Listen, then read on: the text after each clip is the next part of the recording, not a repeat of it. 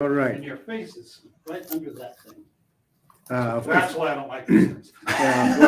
from here, I think they are seeing me differently. They're seeing you with a thing over your eyes. What is that? No, that is from the inside here. I don't think it is They're not seeing that. on the other side. They're not seeing this? I don't think I so. don't think Oh, so. Let me see. In fact, I can easily see that because it should be up and running right Hi, now. John. Yes.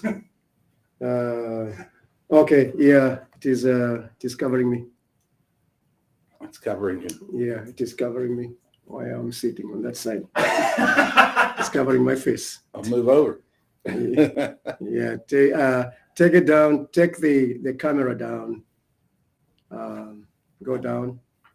If you do, no, down. Down. Mm-hmm. The other down. The other down. There you go.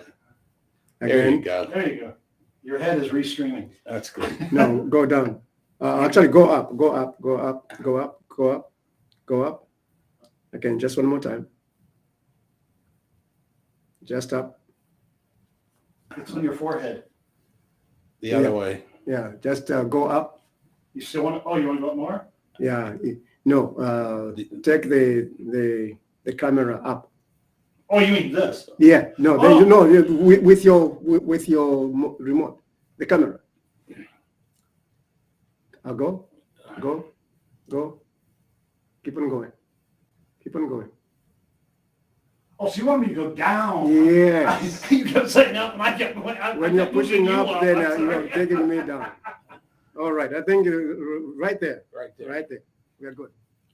Okay. Now you can go. Is it on? Is it? I hit go 1, 2, 3, go. Yeah, you're Oh, talking okay. to everybody. All right. Okay. We got it. All right. Let's welcome. It's 1:05, and we get it started. So if you can just zoom in. Okay, that's good. Hi, everybody. This is Reverend Sylvester from Dynamic Dimension Ministries, Inc., here at our church location at 409 Union Street, California, PA. As I announced this morning that this afternoon we're going to have a special moment with someone special as we begin this new segment of entrepreneurial journey and what we can learn from it. As I mentioned, that we are trying to learn something from people who have gone through the trenches of starting a business, running a business, facing challenges in business, and how they have conquered the odds and have succeeded in their ventures. And so today we are so privileged to begin with one of the premier business that I have known for a very long time, and that is Saris Candies. Everybody, when you hear Saris Candies in the high schools, in the elementary schools, they will show you one of the packets, my favorite, actually, Saris Candies. Saris Candies. This is my favorite candy that every time I went over to Saris Candies, in fact, his father used to just to go and come and give this one over to me. And sometimes Bill would come and say, Sylvester, here it is, just this. And every time I would take this and go and distribute it to all my staff at my company. And it has been such a journey of knowing this company. And so today we are privileged to have Bill Saris, the CEO and owner of this company. And we'll be able to learn something from him, about his family, about the company, the history of the company today, that he can give you some nuggets that you can glean from what he shares, the experience of running such a wonderful company. And so I just want to welcome, if you can zoom in, Palisa, if I can, go out so that you can show Mr. Saris also in here. And so we want to welcome Bill Saris here at our media center, our podcast, where we want to show him to share with us things that he has learned in his business. So, Mr. Bill Saris, I just want to welcome you today and to sincerely thank you for giving us such an honor of coming to share with us about your company, your history, and so forth, and some things that you can just share with us and many of us who have want to start a business, want to run a business. Sometimes we don't even know how to, and some of the challenges we face, and how you can just help us, share with us what you have encountered in this journey of building this great company. I am so honored personally to have you today. And so please welcome Bill Saris from Saris Candies. I have some questions I will be asking him, and he's going to share with us. And so some of them questions are very spontaneous. As I hear him talk, then I will ask those questions. So, Mr. Bill, today is August the 25. Wonderful day. Hey, thank you for having me. That was a pretty impressive introduction. Thank you. You're welcome. You're welcome.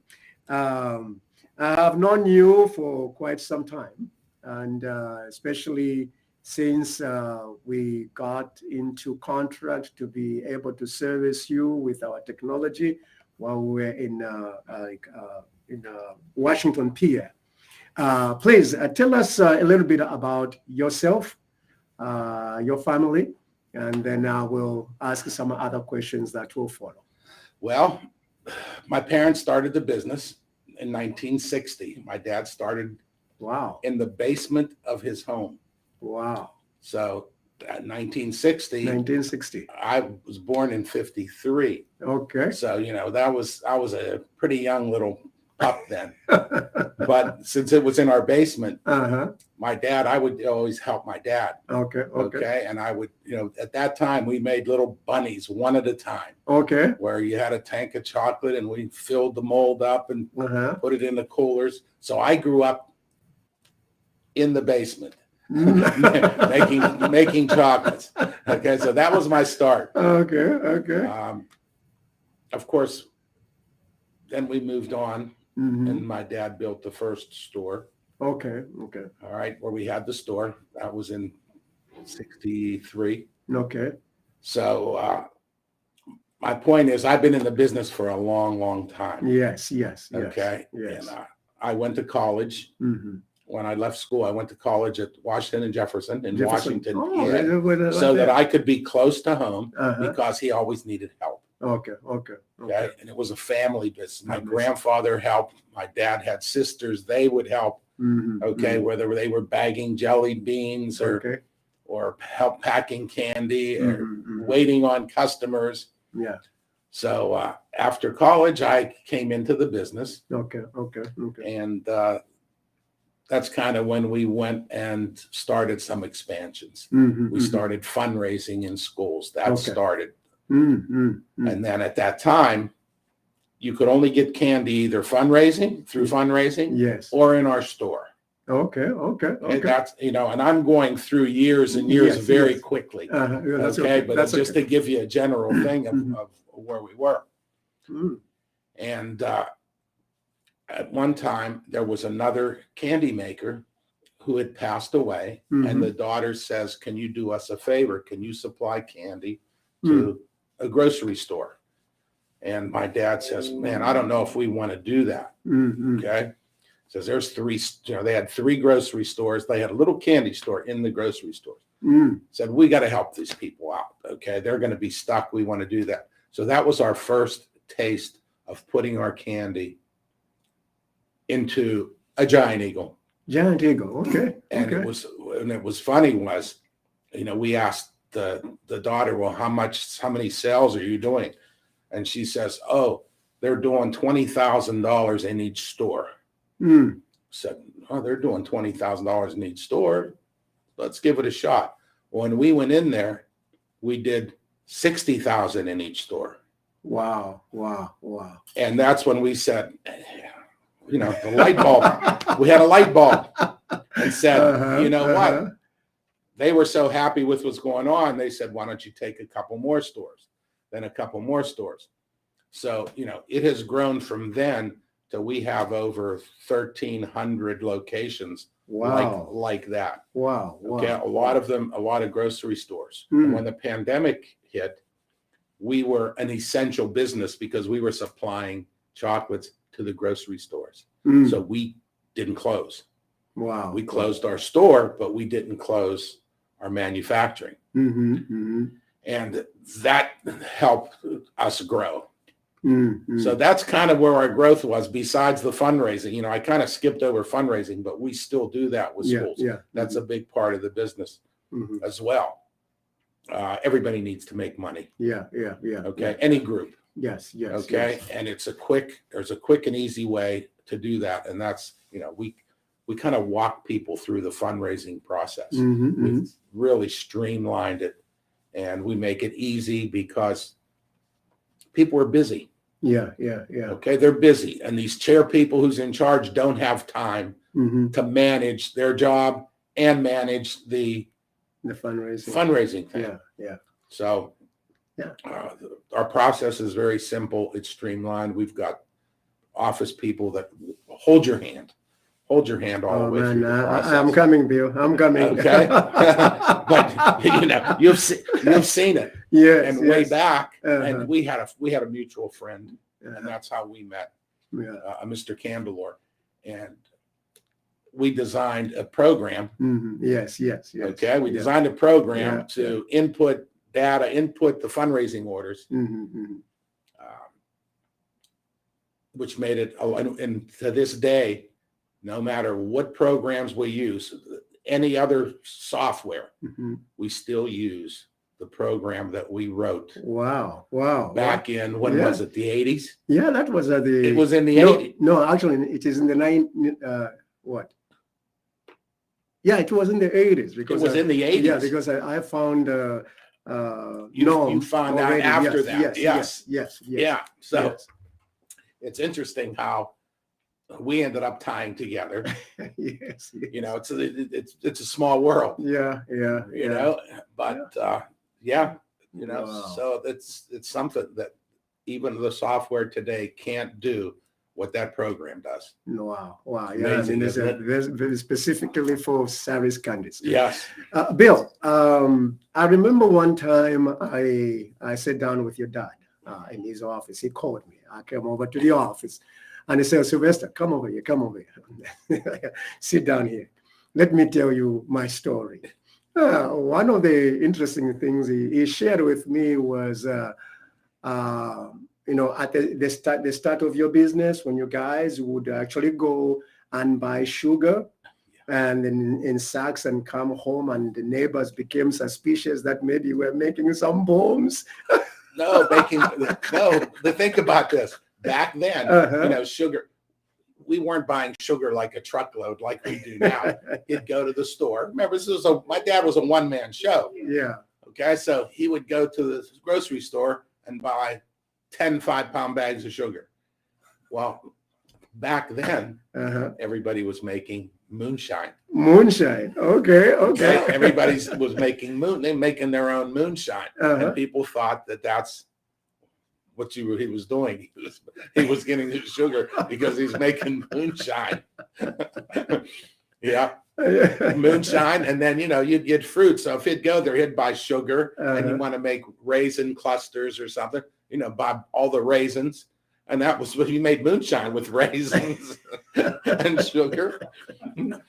They said, oh man, they thought they were going to arrest you because they thought where's the steal? In fact, he said that afterwards, it's like someone reported him, and the next thing you saw was either the Secret Service guys or the FBI were at the door.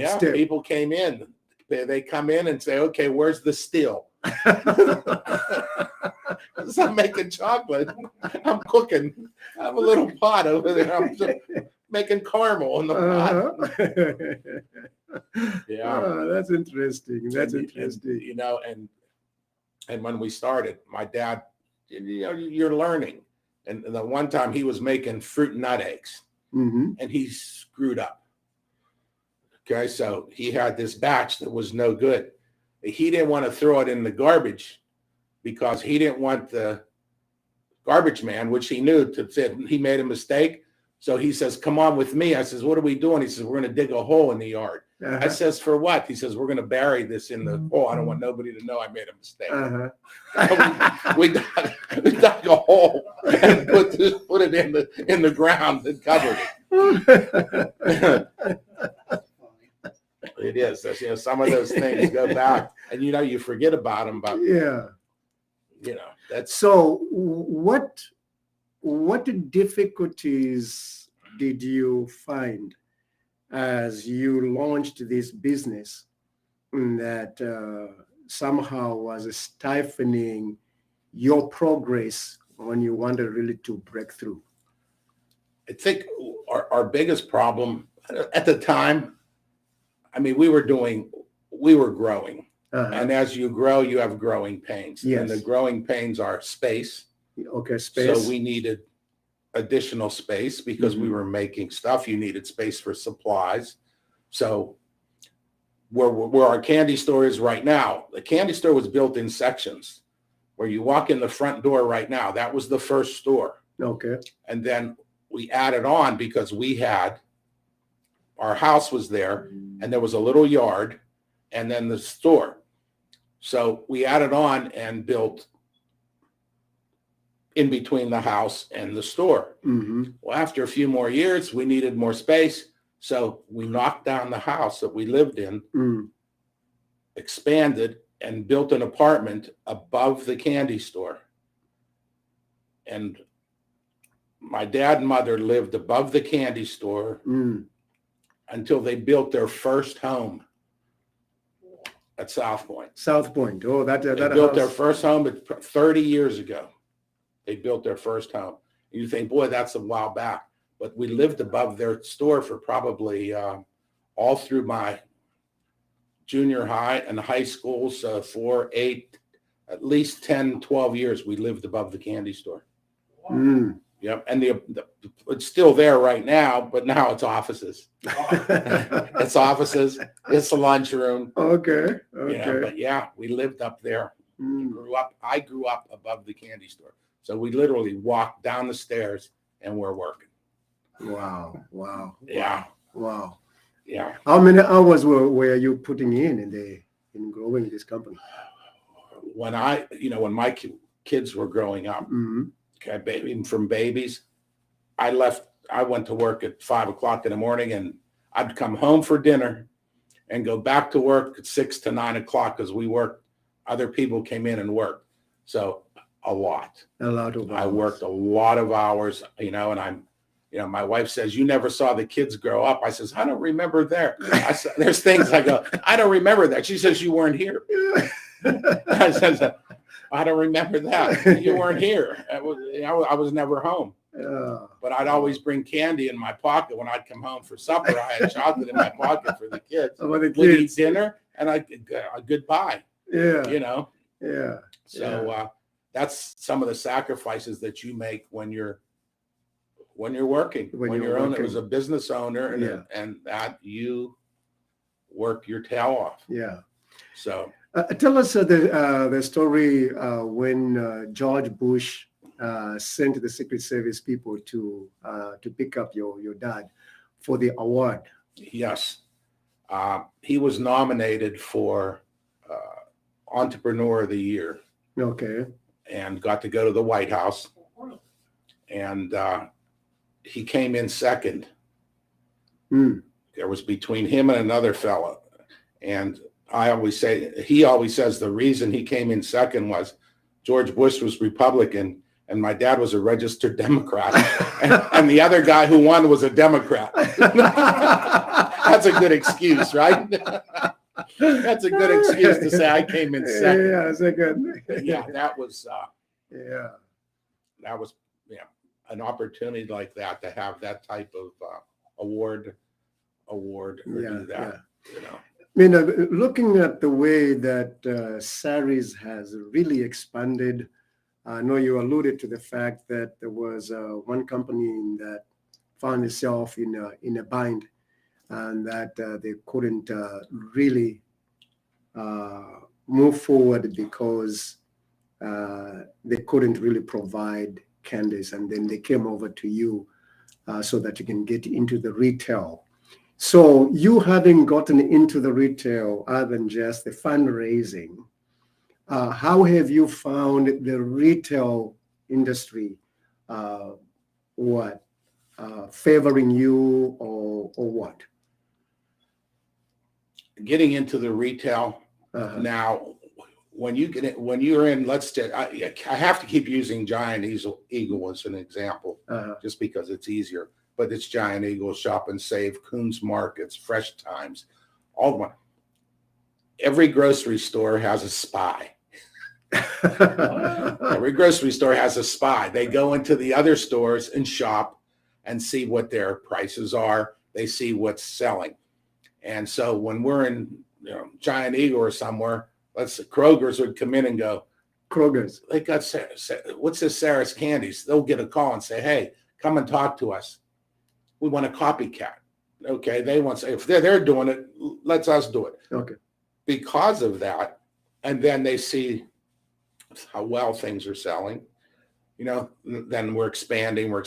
We have now expanded into the Cleveland area. Okay. And Ohio out towards Columbus. Okay. Virginia, West Virginia.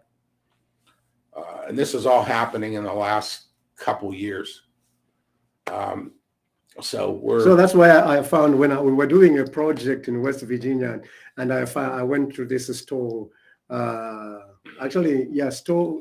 this store in West Virginia, and I found your product there displayed. And I said, man, has the Saris come over to West Virginia? I know. Okay. You know what? It's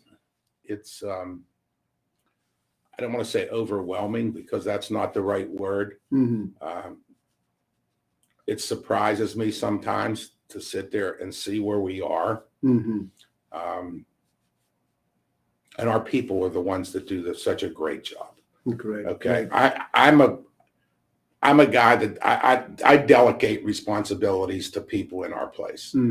Okay. I expect them, once that's done, I expect them to do their job. And if I have to watch them, I just get reports. If I have to watch them, then they're not the right person. Okay. But these people do such a great job.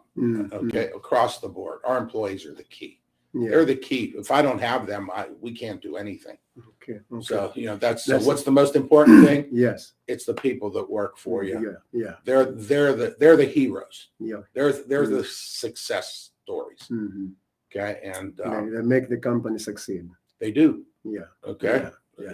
It's just amazing to me. That's a very important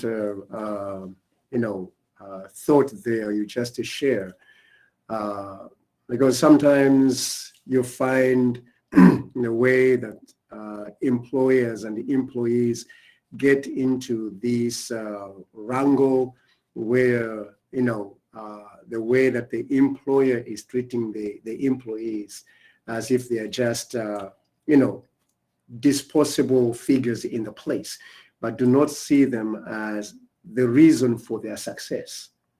Because in terms of the way that they give themselves the time and abilities to make the company really succeed, with the way that your view of your employees I've seen over a long period of time. I was with you guys, and also even just a number of them, because some of them are people who even used to come to my church, actually.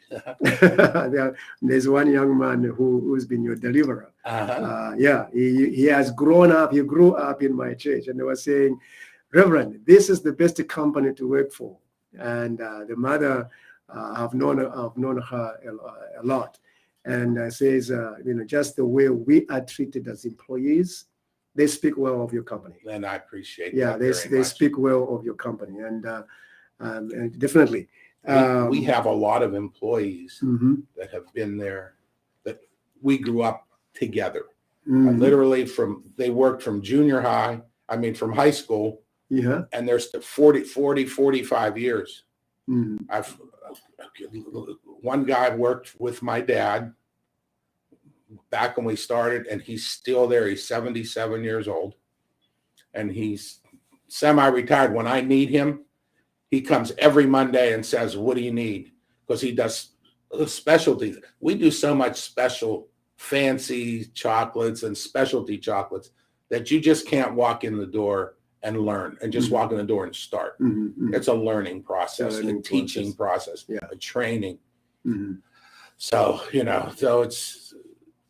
there've been people there a long time, 77, 78 years old, working on the lines, doing stuff. And I hope they like it. They get to eat all the candy they want. It's comfortable and cool. So if we were to ask you, Bill, why did your dad decide to get into this business? When he was, I say, courting my mother. When he was courting your mother? They weren't allowed to date. So when he was courting. Oh, okay, not to date. But he bought her a box of candy. Okay, when he opened the box up, he looked at it. He was embarrassed because it looked so bad that he said, if this is what candies look like, I'm going to go and look into this. So he went to another candy person and said, hey, can I, part-time job, evening job, because he worked at the RCA. Okay. Evening, can I help you out? He says, can you drive a truck? He says, yeah. He says, drive to Erie and back. And he gave my dad $100. And my dad says, back then, if he gave me $100 just to drive candy, I'm really looking into the candy business. And he did. And he did. Wow. Yeah. So there was an inspiration. He saw something and inspired him and challenged him and said he can do better than what he was seeing. He just said, this is something I'm going to go look into. And he did. I had the luxury of having the opportunity to expand the business, to move forward with the business, because we were already in the business. Yeah. To start from scratch, any type of business is impressive, no matter what the business is. To get started, to have the guts to go in and say, I'm going to go do this. So, that's that's a lot of credit. It's amazing. Just amazing. If he was here today to see what we're doing, he'd tell me I'm crazy. He'd say, you're doing what? You're crazy. He's telling me that all the time. Anyway, you're going to do what? You're crazy. But we did it. He never said no, but he never said yes. Hey, we're going to do this. He never said no. I just did it. No, that's really quite interesting. For those of you who really do not know, Bill Saris is the son to the former Frank Saris, his father, and Athena, the mother. The mother is still here, right? Right. Yeah, she's still here. And so there were only just 4 of them in the family. So him and his sister were the only children to Frank and Athena in their home. And you can see how he decided, you know what, I want just to work with my dad and see. And then he comes and takes up the reins of the company. And he has really expanded the company beyond wild imagination. He said over 1,000 locations that now you have. Yeah, I think it's about 1,300. 1,300. I don't know. I talked to Norm this morning, and he says, hey, I just talked to so-and-so and, they distribute to 5,000 locations. And I said, take it easy. Wow. I only have so many cocoa beans. That's you expand, and sometimes, you say, oh boy, we're going to expand. Supply issues. We use a specific cocoa bean. Okay. Special cocoa bean. And it's difficult to get that, especially now, to get them through customs and get them here on the boats, and there's no boats. So where do you get it from? Anyway, no, I would ask that question. That is your internal question. Your internal policy. No, I withdraw that question. They use a special what?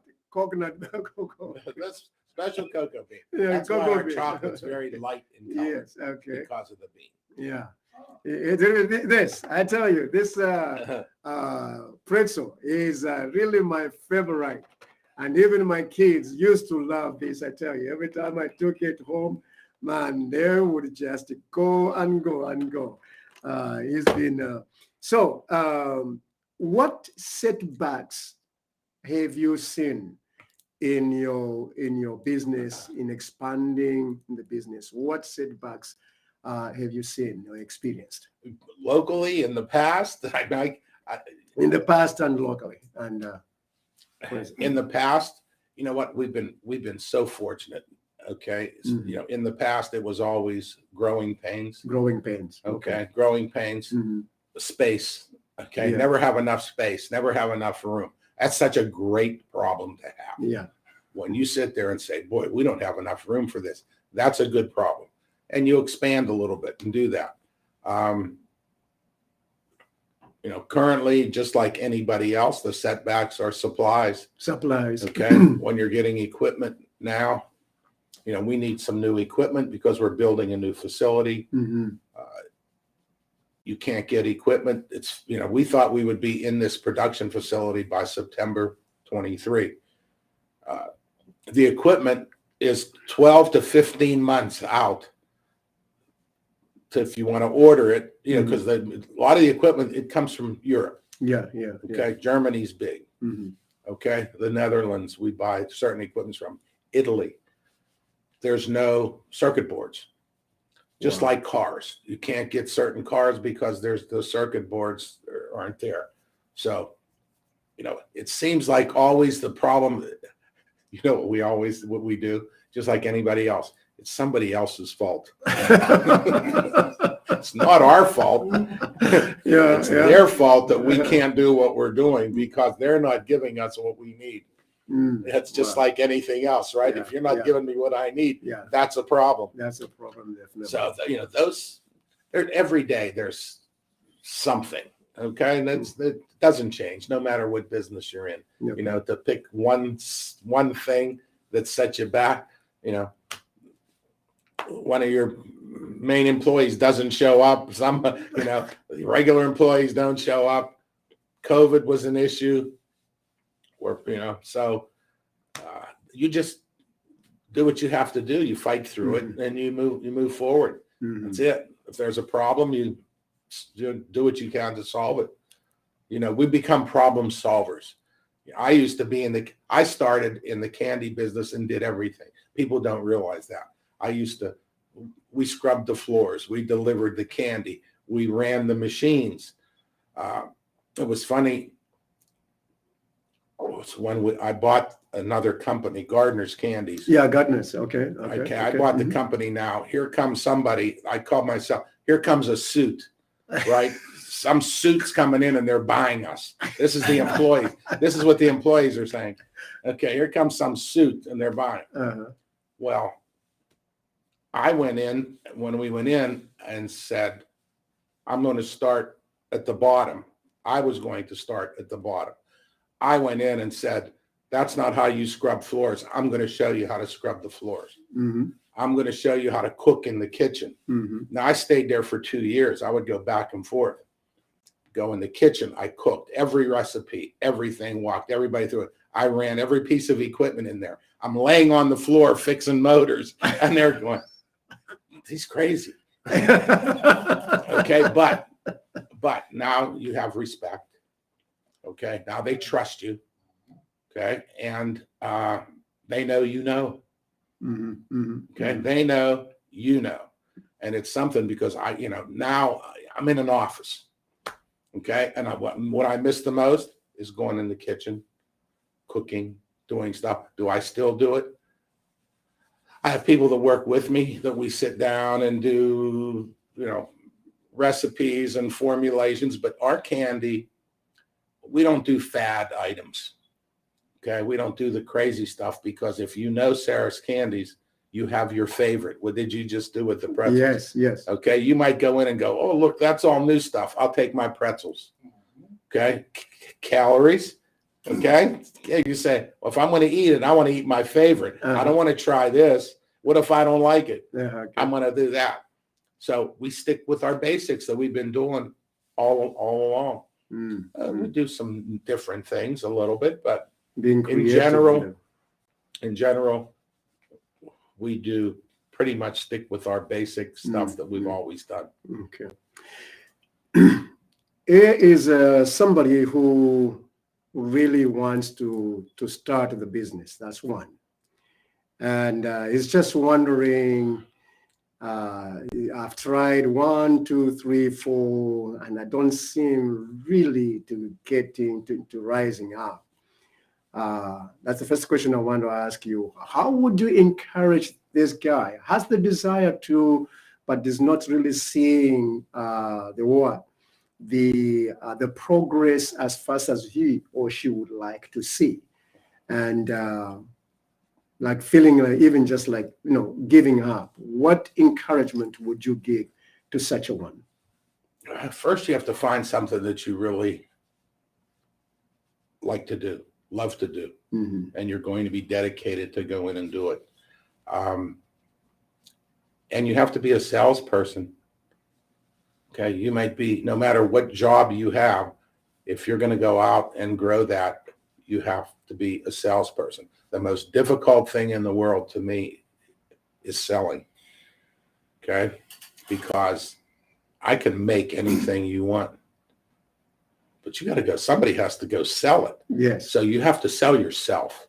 You have to present yourself. You have to be the salesperson that, if you're a one-man show, you have to do it all. You have to do the job, but you also have to sell. And when you sell well, or you do a good job, it becomes word of mouth. Another best sales thing.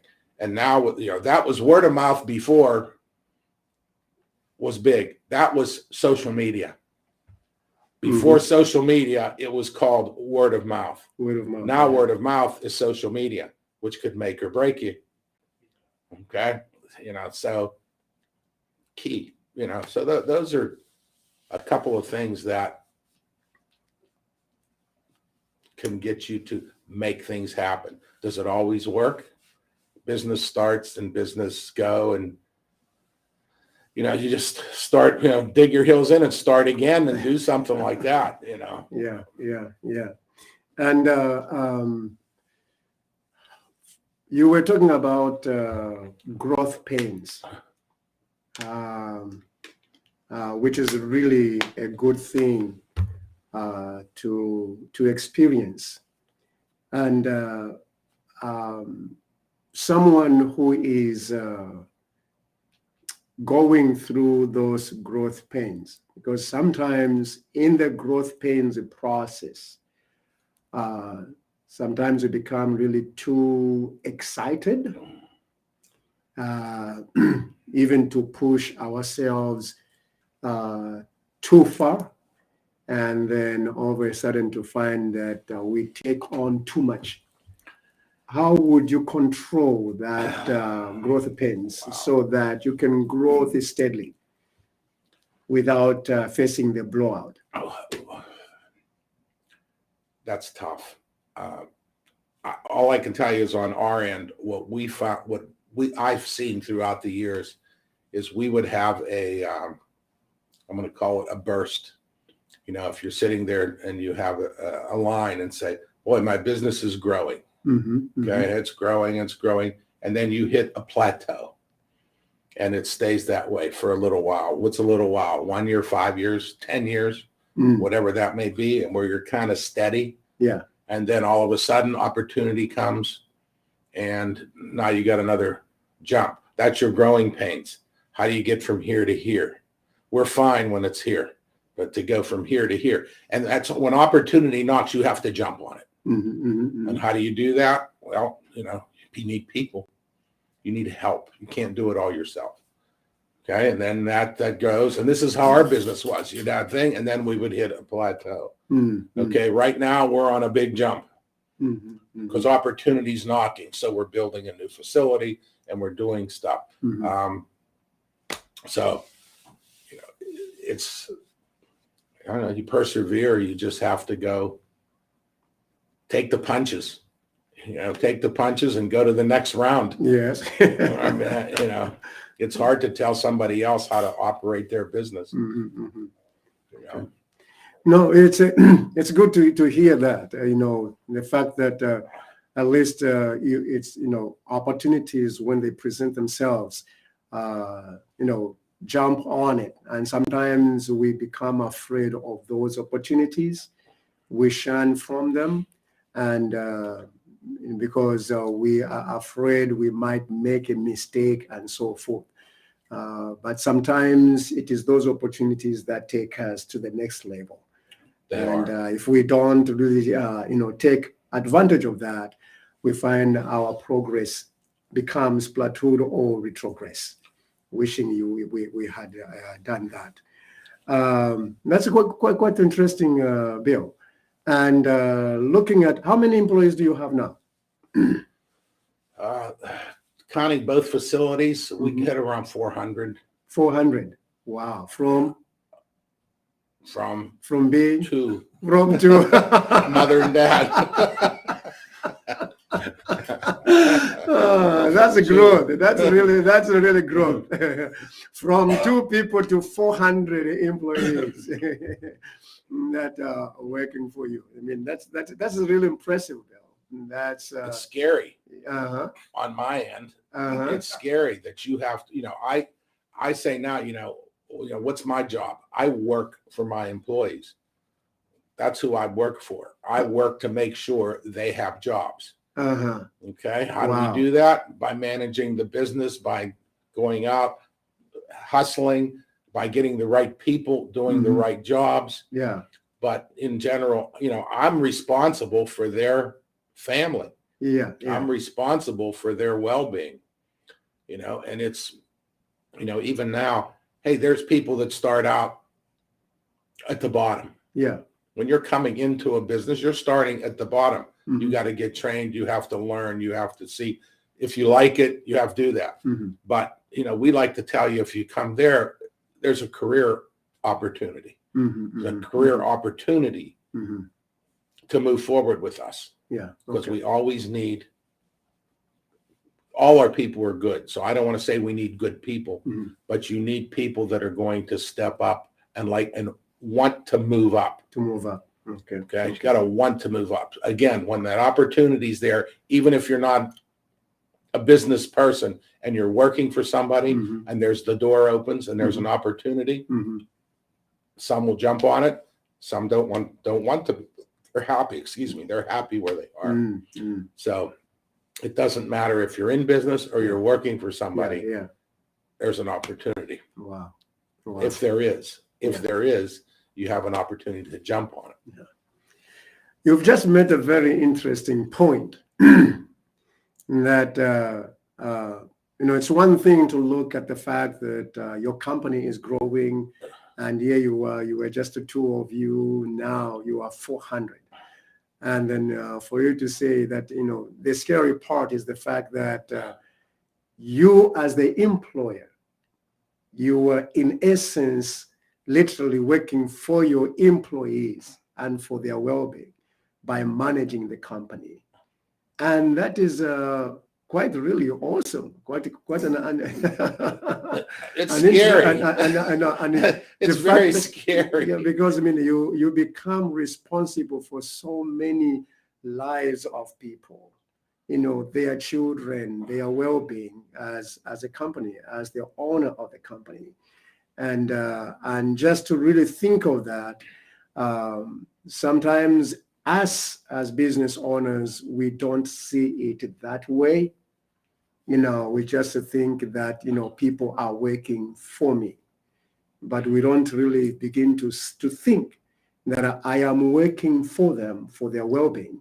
And therefore, if I'm doing so, I need to do the best to care for them, the way that they are caring for my success, which is really a mutual responsibility, where the employees are doing the best to help you, the business, do what? To really succeed, but you as an employer becoming aware that you have also responsibility toward their well-being.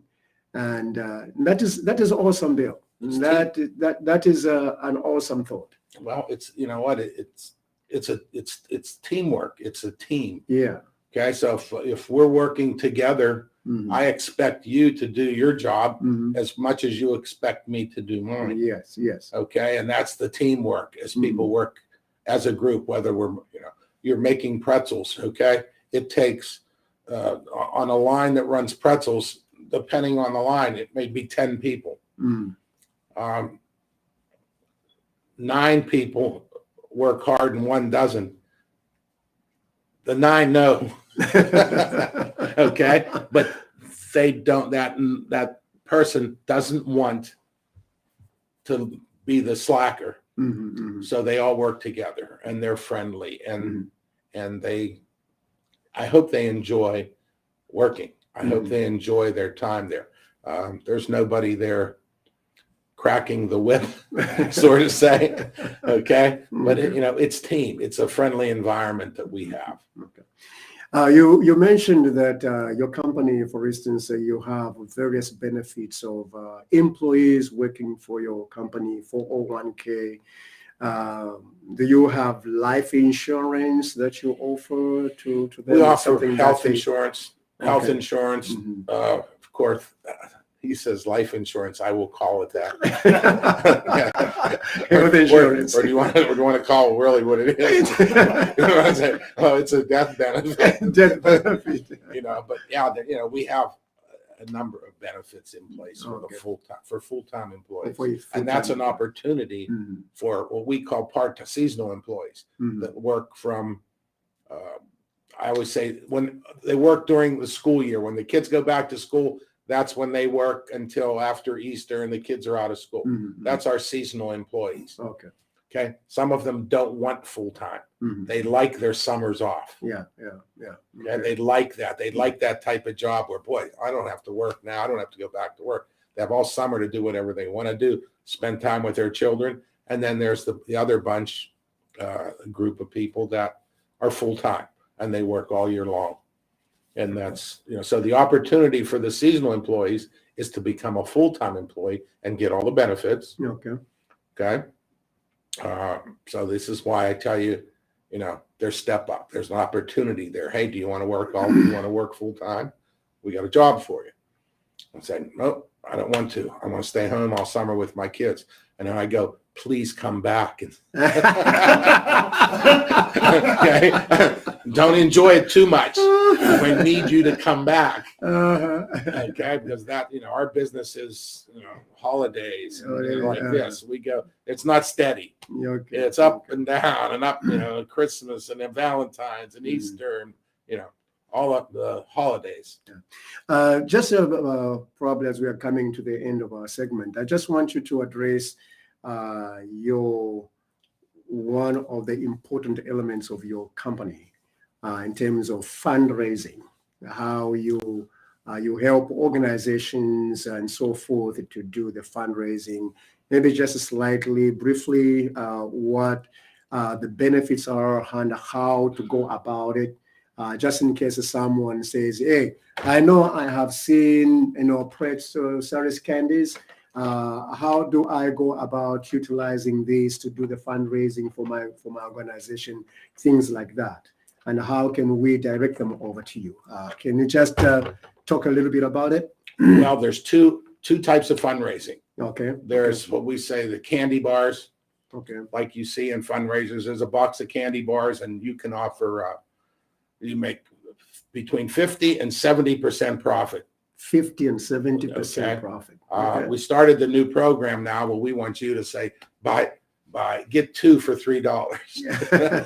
Okay, that gives that group 70% profit if they sell 2 for $3. Okay. Or they can sell 1 for $1.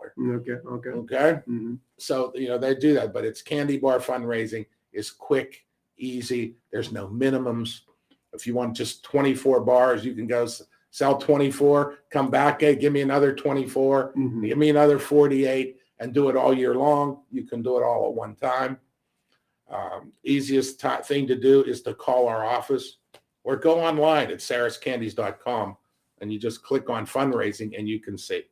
The other type of fundraising is holiday fundraising. Okay. Christmas and Easter. It's a brochure. Okay, where you go out and sell to your neighbor, your family, your friends, your workers, and we take those orders and we pack each order individually. So when we would deliver it to the school, every kid's name's on there. So here's Mary's, Joe's, Sally's, John's. There's their order right there. They come, they pick it up, they go home, and then they can deliver it to their customers. We make it, I don't want to say effortless, because the key that we talked about is sales. Yes. Okay. The more doors you knock on, the more money you make. So that's the quick, simple, and it's that easy to do fundraising. As simple as I said it is pretty much how easy it is. Just go online, sarascandies.com, or call. We have fundraising specialists there that'll walk you through everything. Okay. Well, Mr. Saris, Mr. Bill Saris, we are really, really grateful and honored for you to come on our podcast here to be able to share, something about the company, the inception of the company, the progress of the company, where you are, and then also the fundraising, strategies that organization can use. And I can assure you, I'm one of them. I have volunteered. I'm going to utilize that to start using Saris Candies again. There you go. Fundraising. But before we close, I have a gentleman on our show today. He's a guest person that we invited. John, are you still there? Yes, I'm still on the line with you all. John is actually in the business of financials, and something to deal with investments, life insurance, and so forth. And he said that he wanted to just ask a question to you, and also introduce himself and the company that they have. So, John, go ahead and ask that question. Introduce yourself. Yes, Reverend Sylvester and Mr. Bill as well. It's great meeting you both. I just want to thank you for the opportunity to be a part of this webinar today. It was very, very inspirational, and learned a lot, about your journey from Washington and Jefferson all the way to working with Saris Candy as well. So just appreciate, you sharing your journey with us. And I just wanted to introduce myself. My name is John Caro Council. I recently graduated from California University of Pennsylvania, where I met Reverend Sylvester, and just, opportunities like this to learn from business owners through, interviews like this. And then also Reverend Sylvester's podcast as well have been very, very helpful. And I'm sure that, many of the listeners that have tuned in today have learned a lot from your story. So just thank you again for sharing with us. Thank you, John. Yeah. And then my question today is, I know that from some of the topics that you talked about today, as far as just highlighting your journey, working with Saris Candy, what was that transition like, I guess, transitioning from Washington and Jefferson to, being a business owner yourself? What was that journey like for you? And just that transition process? Boy, my transition, you know what? I planned on going into the business, but prior to that, I graduated earlier. I graduated in January, and the football coach at W&J said, I need a favor. I need you to be a student teacher. I have a spot open at Upper St. Clair High School. And I said, I'm not doing any books, whatever they call it. I don't even know what it's called now, a playbook or whatever the student. I said, I'll go do it. Well, when I went there, and it was chemistry and physics. When I went there for the 6 months, the teacher that I was there with passed away suddenly. And they says, you're going to stay till the end of the year. So I ended up teaching at Upper St. Clair from January that whole year because the candy was done in the summer. So I spent that teaching, and I said, I don't think I could do that. Well, I wouldn't want to do that. Let me tell you, that was hard work, okay, with the kids. But so the transition was more than welcome when the time came after that learning experience out of college. That was one of the best things that happened. So no, I worked all the time in the business, back and forth. So coming in wasn't that big of a deal, other than me being there 18 hours a day instead of just a handful. Mm-hmm. All right, you got that? Yes. Yeah. Okay. All right. So I do have one quick follow-up question as well. So you talked a little bit about fundraising and the benefits of fundraising. And me, myself, I actually did a lot of fundraising and selling Sarah's candies in high school as well. So, this definitely brings back a lot of memories for me. And I'm sure that those listening, I encourage them to, do that as well, because there's a lot of benefits that come from fundraising for organizations and for just, development as well. So for, I guess, follow-up question for you is, whenever is there anything specific that you do to reach out to those organizations as far as fundraising, or is it simply those who are interested can reach out via the website, or do you guys, specifically reach out to any groups? We do a lot of marketing, a lot of social media, mails, things in the mail. So no, we do a lot of advertising and putting ourselves out there to different schools, groups, organizations. We do that. And when we're talking about fundraising and we do that, we tell people, not only is it fundraising making you money, but it's teaching these kids math, sales, social skills. Okay, there's a lot of benefits to fundraising than just saying, oh, we're going to sell and make money. No, these kids, there's a lot of learning there. It's it's a very good teaching experience, and it's an experience for these kids to go out and learn how to socialize as opposed to sitting home with their phones and doing this, because they really have to go interact with people. And so there's a lot of benefits to fundraising besides the money. Absolutely. Thank you so much. Hey, it was a pleasure.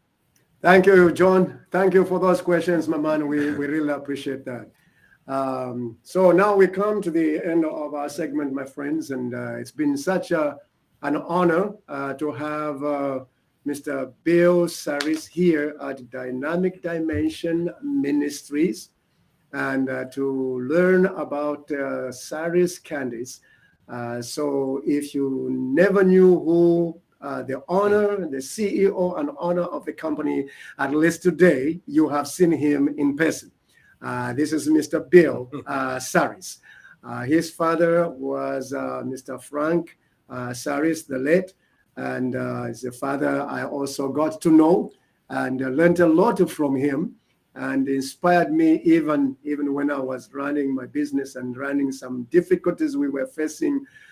He was such an encouragement and inspirational to me. So we are really so grateful. There are a number of things from this discussion that have been thrown out to us that I just want to reiterate. One, remember, give all your energy and time to something that you love. Something that you love. And whatever odds that come your way, that which you love, you will be able to overcome. Challenges are going to be there, but stay in it. Don't just give up immediately. Also, that, if you face those growth pains, just at the same time, be wise and be patient with it. As opportunities pose to you, take those opportunities. Who knows, something bigger might come your way and expand. But remember, you cannot do it by yourself. As I said, you need others to come and help. The other thing we learn from here is the fact that, and especially for those of you who are business owners, how you treat your employees is very, very critical. This is a mutual understanding and benefit for all. Just as much as they are making you succeed, remember, you have also responsibility to care for them.